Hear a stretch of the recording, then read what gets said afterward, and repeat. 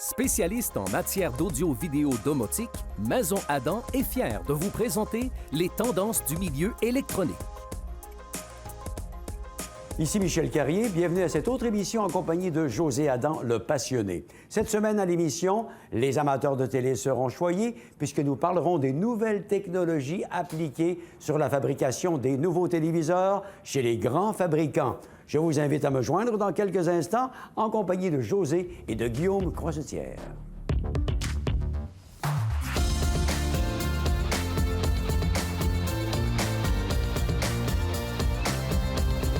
Maison Adam. Nous nous retrouvons donc dans ce très bel environnement qu'est la Maison Adam, un endroit où on peut se faire plaisir de plusieurs façons avec José. Bonjour José. Bonjour Michel. Et avec Guillaume. Salut Guillaume. Bonjour Michel. Messieurs, j'ai annoncé aux gens que nous avions aujourd'hui des nouveautés, des nouvelles technologies annoncées pour les téléviseurs en 2021, 2022. On peut dire que ça va se chevaucher. C'est de ça qu'on va parler cette semaine. Absolument. Puis écoute, Michel, c'est certain que les compagnies ont fait vraiment des moves importants cette année. D'ailleurs, je te dirais que l'année passée, on avait parlé des technologies QLED du côté de Samsung, le NanoCell avec LG et aussi le Triluminos avec Sony. Maintenant, la grande rivalité qui existe entre les technologies qui sont travaillées par ces manufacturiers-là au niveau du Dell et le fameux OLED de LG, vont avoir cette année des transformations très intéressantes qu'on va vous souligner aujourd'hui. Excellent. Oui, bien absolument, Michel. Juste un petit rappel pour les gens à la maison. Il faut savoir qu'il y a deux technologies rivales là, qui existent depuis quelques années. Il y a d'abord le Dell et tous ses dérivés, comme José vient de le nommer, le QLED, le NanoCell. C'est une technologie qui va vraiment capitaliser sur la brillance de l'image, la clarté de l'image. Puis l'autre technologie, c'est le OLED, qu'on connaît aussi depuis plusieurs années, qui est une technologie, elle, qui va capitaliser sur les contrastes. Donc, avoir des couleurs extrêmement naturelles pour donner une image qui est très, très réelle, mais qui, à l'inverse, va avoir une brillance, une luminance maximale qui est moins élevée là, que les technologies LED. OK. Alors, j'étais déjà très impressionné par le changement de ces technologies, des nouveaux téléviseurs OLED et QLED et ainsi de suite, là. J'ai hâte de voir comment ils vont opérer ces grands changements-là. Il y a des génies qui travaillent toujours très fort. Alors, on va donc... quels sont-ils, ces grands changements-là, tiens? Cette année, Michel, les compagnies comme LG et Sony ont justement investi pour offrir une meilleure dalle, une dalle qui va augmenter, qui va travailler sur l'augmentation de la luminosité. On sait comment est-ce que ça joue un rôle important dans une image et ça a été pensé pour rivaliser le Dell. Okay. De l'autre côté, on a les compagnies LG et Samsung qui, eux, vont offrir des dalles à partir de leur propre dalle, c'est-à-dire les nouvelles technologies qu'on appelle le mini LED, qui va, de ce côté-ci, améliorer le contraste pour rivaliser avec le OLED. Alors, on s'aperçoit que les grands cerveaux de cette industrie-là sont toujours au travail, donc de beaux changements en perspective. Sautons tout de suite dans le vif du sujet. Quels sont-ils, ces changements-là? Bien, moi, je commencerai justement à parler de Sony. Sony, qui, on le sait, l'année passée, s'est démarqué avec les choix de José dans plusieurs catégories avec la meilleure image, parce que leur force, ça a toujours été au niveau des processeurs. Ils ont créé l'année passée le X1 Ultimate qui doit faire des qualités d'image incroyables et on est très confiant que cette compagnie-là, cette année-ci, va encore se démarquer. OK. Oui, bien, pour commencer, une des premières nouveautés que Sony a apportées sur leur téléviseur en 2020, c'est tout ce qui a trait aux fonctionnalités intelligentes de leur télévision. Il faut dire que Sony, leur téléviseur, ils appellent ça des téléviseurs Android télé. Donc, l'avantage d'avoir une télévision Android, c'est que c'est le nombre d'applications qui est disponible. Ils vont offrir beaucoup plus d'applications que la plupart des concurrents. On a les classiques là, comme Netflix, YouTube, Disney, mais on retrouve aussi des applications québécoises là, comme Tout.tv, Télé-Québec, là, qui est récent, là, qui sont très, très appréciées. Fait que ça, c'est une belle nouveauté. Sauf que le défaut des fonctionnalités Android chez Sony, bien, c'est un peu la stabilité du système. C'est des applications qui avaient des fois certains bugs. C'est un petit peu moins convivial à utiliser comparativement à ce que LG Samsung offre depuis quelques années. Là, cette année, ils ont vraiment fait table rase. Ils arrivent avec une nouvelle interface beaucoup plus conviviale, facile à travailler. Donc, voilà, vraiment, ils se mettent à jour là, au niveau de tout ce qui a trait aux fonctions intelligentes Sony repart de zéro avec un système qui semble très, très intéressant. OK. Et aussi, une chose qui a été améliorée chez Sony, on va travailler avec les fameuses entrées HDMI 2.1.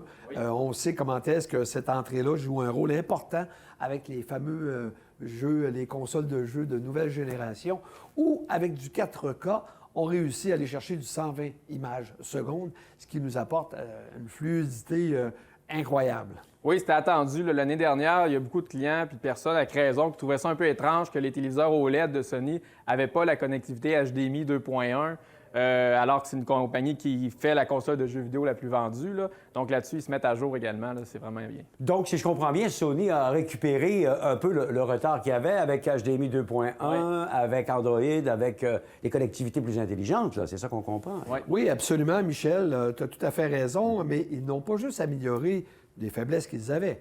Ils ont continué à vraiment améliorer, si tu veux, leur force, Ben oui. qui est reconnue justement au niveau des processeurs.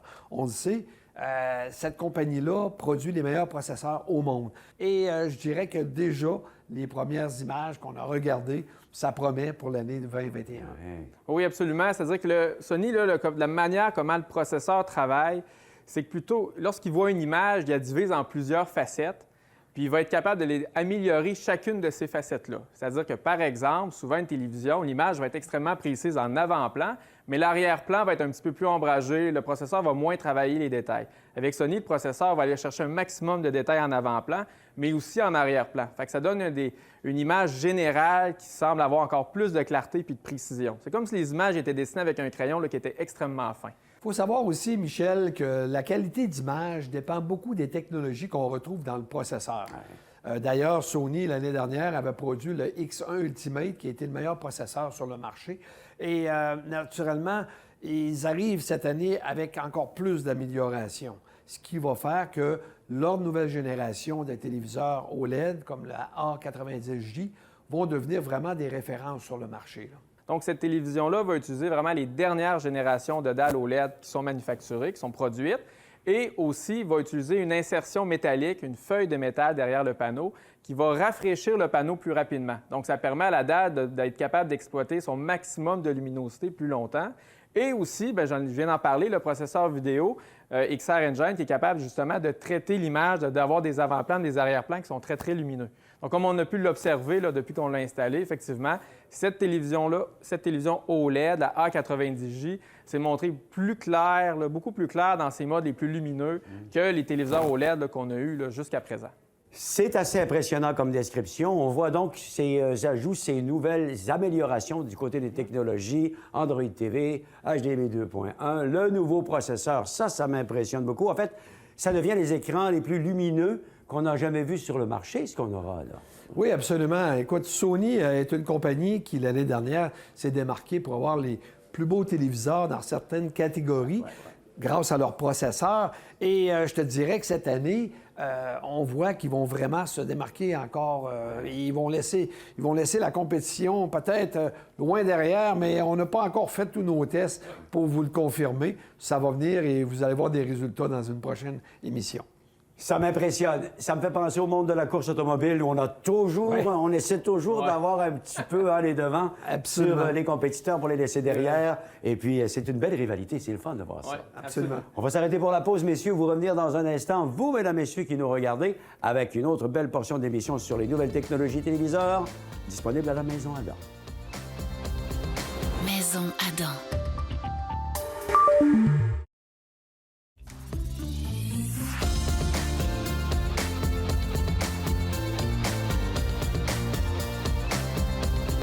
Maison Adam.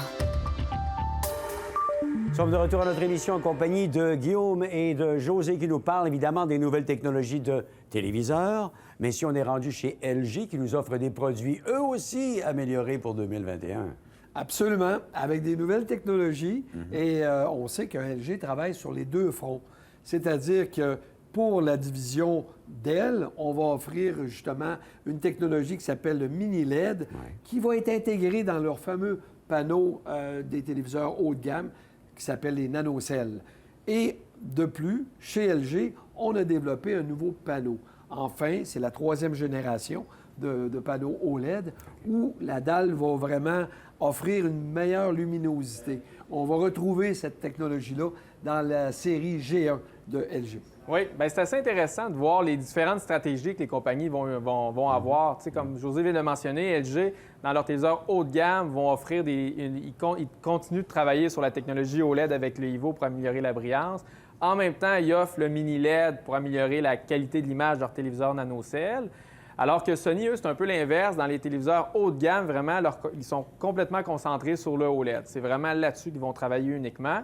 Et si on regarde Samsung, qu'on va voir en dernière partie d'émission, Samsung aussi vont offrir la technologie mini LED dans leurs téléviseurs QLED et vont commencer à commercialiser pour la première fois la technologie micro LED qu'on va peut-être commencer à avoir de plus en plus au cours des 5 ou peut-être 10 prochaines années, là, qui s'annonce comme une très grande révolution également. OK. Puis on va en parler après la pause. Ben oui, mais de travailler sur plusieurs technologies comme ça, est-ce qu'on en fait un petit peu, pas un peu trop, comparativement à Sony qui travaille seulement sur une technologie?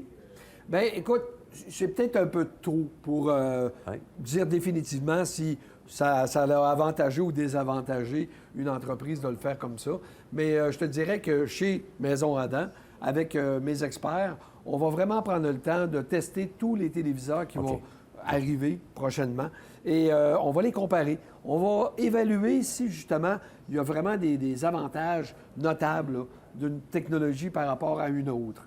Et il faut retenir aussi que la technologie OLED, depuis des années, a toujours été, si tu veux, a toujours gagné dans les choix de José comme la popularité comme étant l'image la plus impressionnante à ce niveau-là. Donc, je m'attends qu'on va encore avoir une bataille serrée cette année, puis on a bien hâte de faire tous ces comparatifs. Je vais laisser notre ami Guillaume commencer par parler d'une technologie là, qui est celle du micro-LED là, qui va développer dans les panneaux nanocell.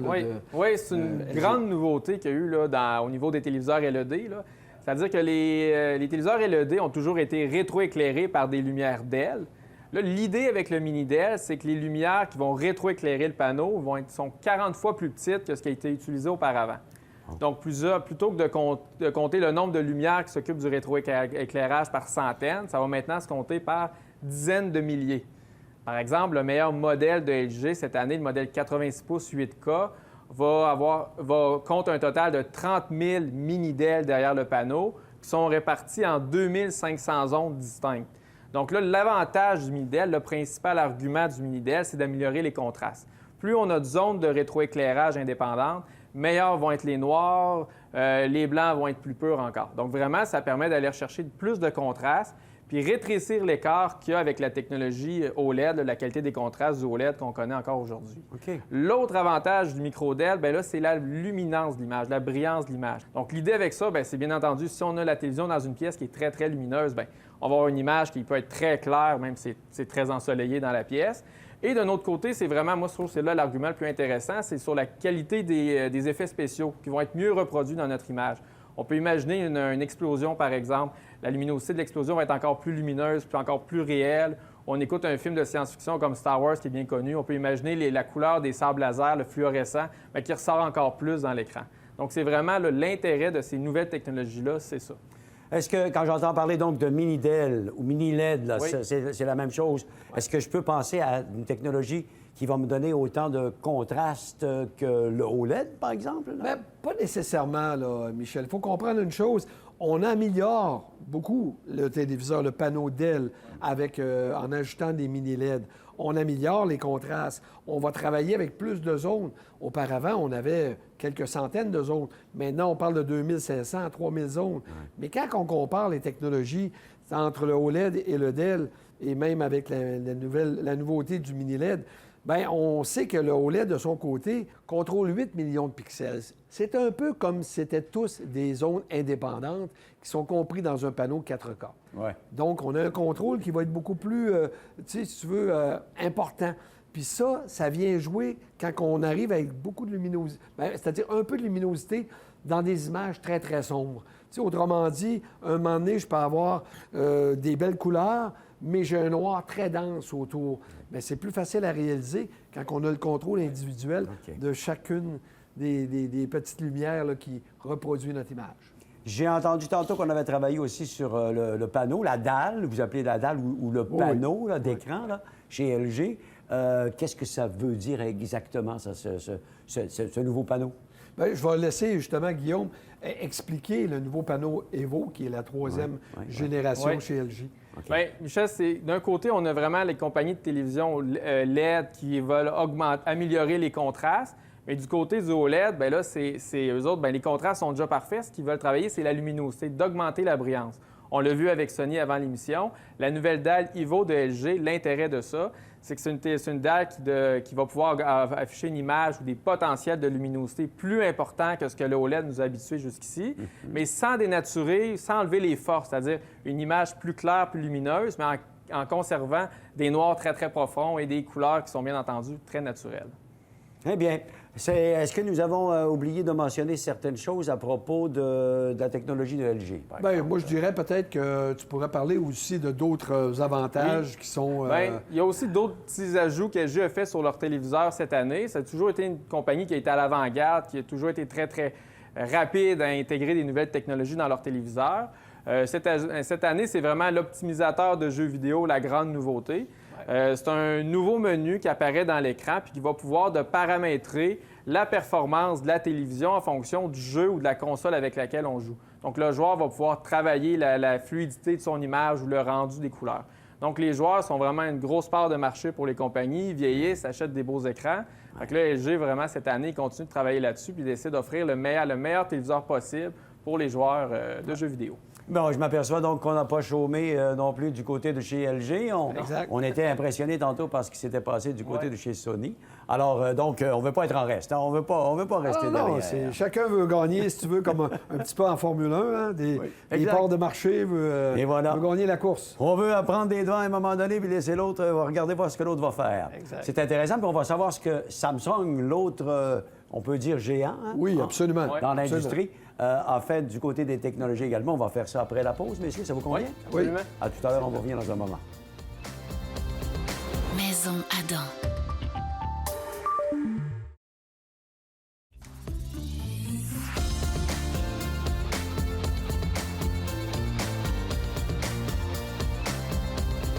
Maison Adam.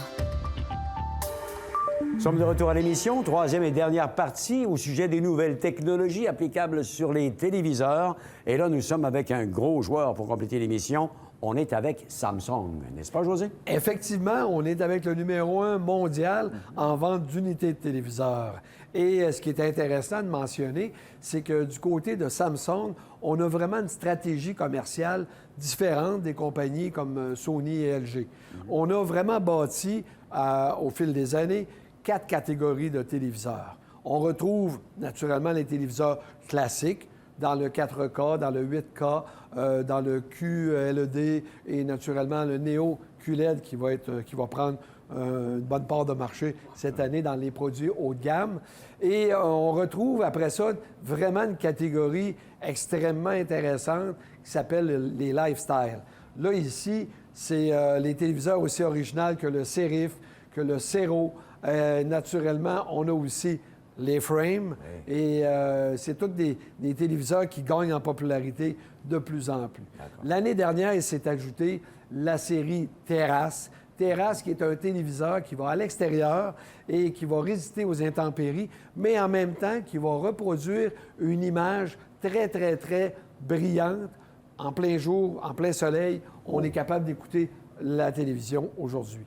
Donc, ce qui s'est ajouté cette année, ça va être la technologie du micro-LED.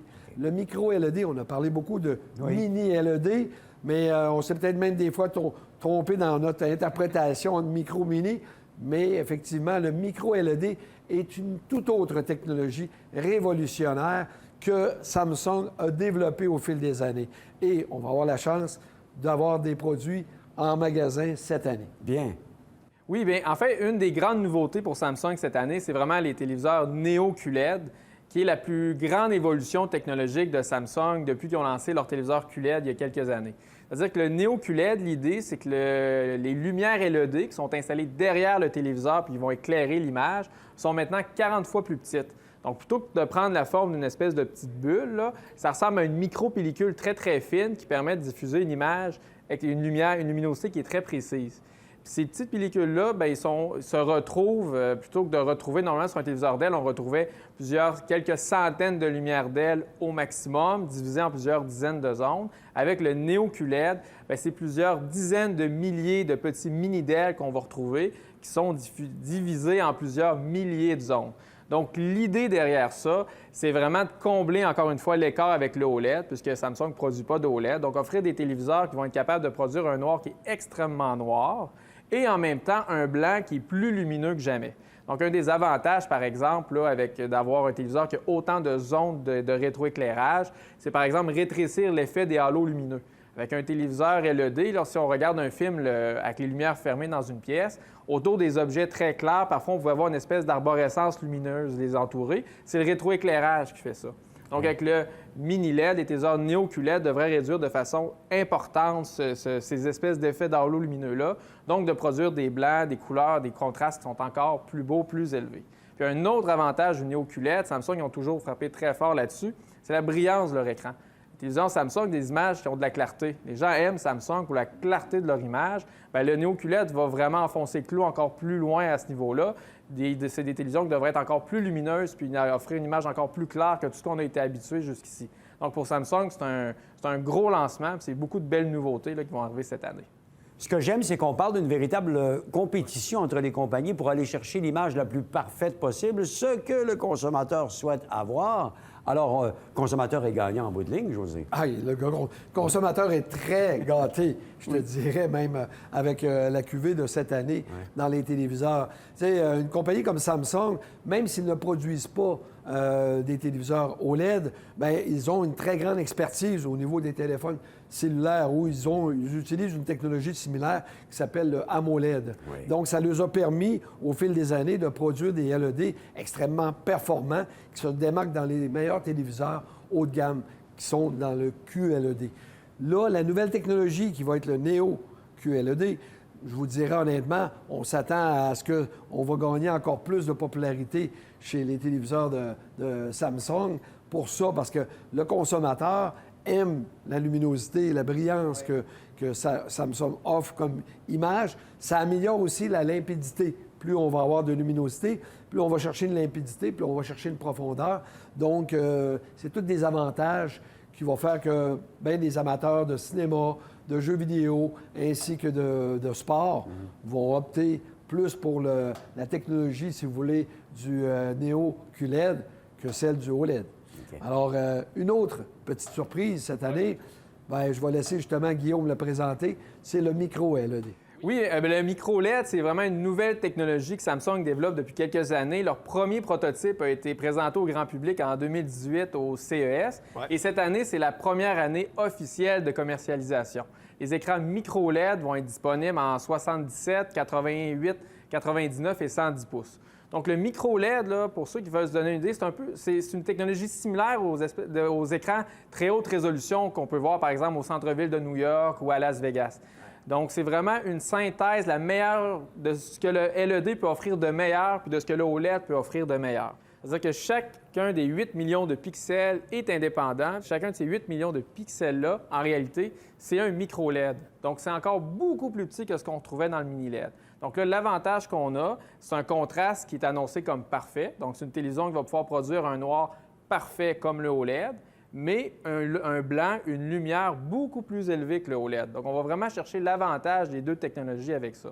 Mais c'est sûr, Michel, ça, c'est un premier lancement, première année. C'est sûr que le prix c'est aussi dispendieux. Pour un téléviseur micro-LED, il va falloir compter plusieurs dizaines de milliers de dollars encore là, pour se l'offrir. Je suis sûr que c'est en dehors de mon budget pour l'instant, cette technologie-là, mais c'est très annonciateur de ce que ça veut dire pour l'avenir. Hein. C'est comme ça que tous les nouveaux produits arrivent sur le marché. Est-ce qu'il y a des nouvelles technologies qu'on aurait oublié de mentionner ou qui sont dignes de mention, en tout cas du côté de chez Samsung? Oui, absolument. Écoute, on a apporté beaucoup d'améliorations dans leur nouveau téléviseur. Et je prends un exemple du côté des téléviseurs Frame. Écoute, on tombe vraiment avec un téléviseur qui est beaucoup plus mince, 2 fois plus mince qu'il était déjà. D'accord. Et ça donne encore plus de réalisme dans le côté cadre qu'on veut reproduire sur un mur. On a augmenté aussi, parce on a découvert finalement que les gens aimaient beaucoup mettre des images de famille. Donc, on a augmenté la capacité de la mémoire, où on avait 50 mégabits auparavant. Maintenant, on passerait à 6 gigs. Ça va permettre de mettre amplement de belles images, haute résolution dans ce téléviseur-là. Et maintenant, Michel, je vais laisser justement Guillaume nous présenter comment est-ce que Samsung a eu l'initiative de démontrer qu'ils ont un grand souci écologique. OK. Oui, ce qui est intéressant avec ça, c'est que c'est très concret ce que Samsung va apporter cette année avec, sur certains aspects de leur téléviseur. Par exemple, les nouvelles télécommandes des télévisions Samsung n'utiliseront plus de batterie 3A. Donc, ils vont fonctionner simplement par l'énergie solaire. Il y a un capteur de lumière qui va être installé au dos de chaque télécommande, puis la lumière ambiante de la pièce va suffire à la recharger. Aussi, ces télécommandes-là, 24 de leur composition est faite à partir de plastique recyclé, de bouteilles de plastique. Au niveau des boîtes aussi, on voit souvent dans les magasins les belles boîtes de télévision, tout en de la publicité, bien imprimée, parfaitement. En réalité, on sait, ces boîtes-là, on les ouvre, on les jette aux poubelles. Donc, les nouvelles boîtes de télévision Samsung sont fabriquées à 100 à partir de carton recyclé. Et aussi, ils n'utilisent plus d'encre du tout. Donc, l'encre, c'est un élément qui est très polluant. Donc, c'est des boîtes vraiment brunes qu'on va avoir. Puis dans l'esprit de réutilisation de ces boîtes-là, il y a beaucoup de boîtes qui vont pouvoir être démontées par les enfants puis remontées pour en fabriquer des jouets. Donc, ils vont venir avec des petits plans. Donc, on va pouvoir fabriquer différents objets. Les petits-fils vont adorer ça. Oui, Exactement. une excellente idée, effectivement. Oui, puis une autre innovation intéressante, c'est que Samsung essaie de s'adresser à une clientèle qui n'a jamais été ciblée dans le monde des télévisions, c'est-à-dire c'est les malvoyants. Ou les gens qui ont un problème de daltonisme, par exemple. Oui. C'est-à-dire qu'on va pouvoir certains paramètres dans la télévision vont pouvoir être corrigés. Par exemple, on va pouvoir inverser des couleurs. On va pouvoir travailler les couleurs pour que les malvoyants perçoivent mieux les détails ou l'action qui se déroule à l'écran. Les menus également vont pouvoir être grossis ou retravaillés ou changer les types de couleurs pour améliorer les contrastes et les renforcer afin de mieux lire les textes ou la description des différents menus. Il y a également tout un côté de description sonore qui va être capable de décrire les paroles, mais aussi les scènes, qu'est-ce qui se déroule dans une scène pour les personnes qui ont certaines difficultés au niveau de la vue. Donc vraiment, Samsung aussi à ce niveau-là, il arrive avec des toutes nouvelles idées qui n'ont jamais été développées dans le monde de la télé. Toujours impressionnant de voir où on est rendu dans les nouvelles technologies. Merci de nous en avoir parlé, messieurs. Je suis certain que les téléspectateurs ont beaucoup apprécié l'émission cette semaine.